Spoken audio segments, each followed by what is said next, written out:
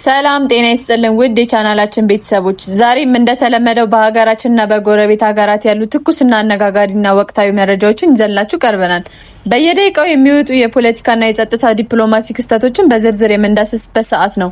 ወደ ዝርዝር መረጃዎቹ ከመሄዳችን በፊት የቻናላችን ቤተሰብ እየሆናችሁ ሰብስክራይብ በማድረግ ቤተሰብ እንድትሆኑ የመደወል ምልክቷን በመጫን ደግሞ ሁልጊዜ የምንለቃቸውን መረጃዎችን በፍጥነት እንዲደርሷችሁ እንጋብዛለን። አብራችሁን ቆዩ።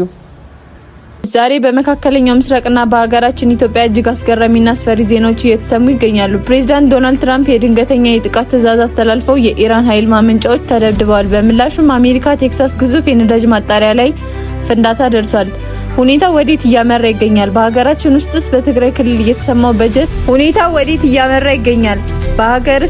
በትግራይ ክልል የተሰማው የበጀትና የፖለቲካ ውጥረት አዲስ መልክ ይዟል። ዝርዝሩን አብረን እንመለከታለን። ፕሬዝዳንት ትራምፕ ቀደም ሲል የሰጡት የ5 ቀናት የእርጋታ ጊዜ ወደ ጎን በመተው በኢራን ኃይል ማመንጫዎች ላይ ጥቃት እንዲሰነዘር አዘዋል። በኢስፋሃንና በኡም ራሻድ ላይ የሚገኙ የጋዝ መስመሮች ላይ ኃይል ማመንጫ ጣቢያዎች ላይ ኢላማ ሆነዋል። ይህ እርምጃ የኢራን አብዮታዊ ዘብ ከአሜሪካ ጋር እንደራደርም ካለ በኋላ የመጣ የፈጣን ምላሽ ነው። ትራምፕ በሰላም ካልሆነ በኃይል የሚለውን ስልታቸውን የተገበሩት ይመስላል። ይህ ጥቃት በኢራን የኃይል መሰረተ ልማት ላይ ከፍተኛ ጉዳት እያደረሰ ሲሆን ተቋማቱ ግን አሁንም አገልግሎቱን እየሰጡ እንደሆነ ተገልጿል።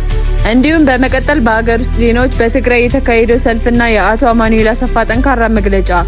ዛሬ በመቀሌ የተካሄደ ያለው ታላቅ ሰልፍ ላይ የክልሉ ምክትል ፕሬዝዳንት በአቶ አማኑኤል አሰፋ መንግስት ክፉኛ ወቅሰዋል። በሌሎች ግጭት ባለባቸው ክልሎች በጀት ሳይቋረጥ በትግራይ ላይ ያለው በጀት ነዳጅና የእርዳታ መታገዱ ህዝቡን ለቅጣት የታለመ ነው ተብለዋል። ህዝቡ ከኢትዮጵያ ኃይል ተገፍቶ እንዲወጣ የተደረገ ነው ያሉት አቶ አማኑኤል በ1.2 ሚሊዮን ህጻናት ከትምህርት ገበታ መቅረታቸውና መምህራን ደሞዝ አለማግኘታቸውን ገልጸው ችግሩን በውይይት ብቻ ሳይሆን በህዝብ አንድነት ሊፈታ እንደሚገባ አሳስበዋል።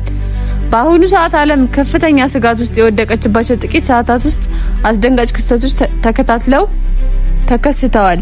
በትራምፕና በኢራን መካከል ያለው ፍጥጫ ወደ ነዳጅ ተቋማት መሸጋገሩን የዓለም ኢኮኖሚ አደጋ ላይ ጥሎታል። በሌላ በኩል በትግራይ ክልል የተጀመረው የተቃውሞና የኃይል እንዲወጣ የተደረገው የሚለው ንግግር የፌዴራል መንግስቱን የክልሉን ግንኙነት ወደ ከፋ ደረጃ መሸጋገሩን ያሳያል።